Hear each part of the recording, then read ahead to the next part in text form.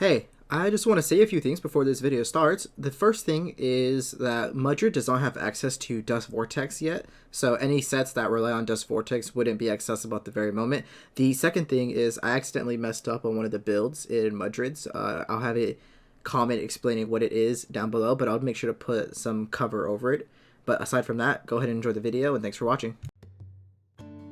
Welcome back, beautiful people, to our TemTem Spotlight, the series where we take a close look at each individual TemTem and check its competitive viability. As I mentioned before, the series will get updated as the game progresses and leaves early access.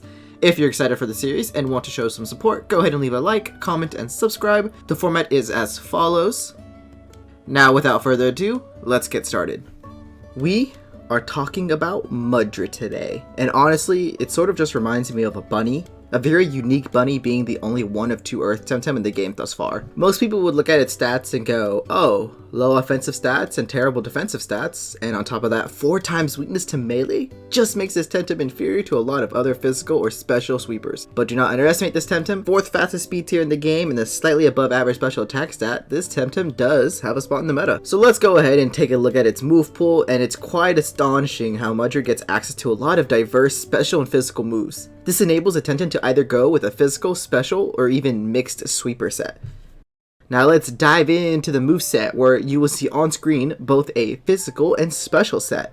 The reason I'm putting them side by side is because, well, to save time, and also they're just very similar sets. They both put 500 TVs in either physical or special attack, and with 500 TVs in speed. The idea is that Mudrid is a glass cannon that fits in your hyper offense build or control build as your heavy hitting wall breaker. For instance, Mudrid knocks out an Oni here in one hit with either Stone Ball or Dust Vortex at full HP and with 500 TVs in HP. That is absolutely absurd. Is that even true? Mudrid. However, because the meta lacks speed control, Mudrid doesn't really need TVs and speed. The set I felt would work the best is a max special attack and max HP Mudrid. This gives Mudrid a bit more survivability, being able to live a Dust Vortex from opposing Mudrid, survive a Haito Uchi from Gialis, and many other moves Mudrid can be weak to. And if you're concerned about not being fast enough, Mudrid has access to footwork and turbo choreography. Footwork being a bit more consistent, that's why I chose it, but turbo can be better in certain situations. Of course, this set can go physical, but the physical set relies on Stone Ball, and Stone Ball has a lower priority than Dust Vortex. Also, there are not as many special wallers in the meta compared to physical wallers. With that said, let's transition to the mixed set. Despite the calculations, the only reason you're running this set is to utilize Crystal Bite as your heavy hitting crystal move, but in combination with Crystal Dust, you can knock out every mental and electric type in the meta with 2 hits. That's why you can still run max CVs and special attack and make your Dust Vortex and Crystal Dust stronger. And you have Turbo for the speed you may need if you happen to run into like Scunch. Of course, some variations include replacing Turbo for footwork, giving Mudrid max speed instead of HP, and many others. Now let's cover the trait and gears. The trait you'll be using is Resistant. I mentioned it in a previous video, but due to the lack of positive status conditions, you're typically not using Receptive. The gears you're most interested in no particular order, are the Sweatband gear, Umbrella gear, Talisman gear, Energy Drink gear, and Grease gear. If we dive into Mudrid's weaknesses, it's pretty obvious that having a 4 times weak to melee is its biggest concern, and since Gialis is in the meta and faster, Gialis is Mudrid's greatest counter. Mudrid also fears Scunch, who is not as popular but is still a threat since it can use Oshidashi and knock out Mudrid in one hit. Even with tech options like Turbo or Footwork doesn't mean Mudrid can just beat them, since Mudrid only really has Earth and Crystal moves.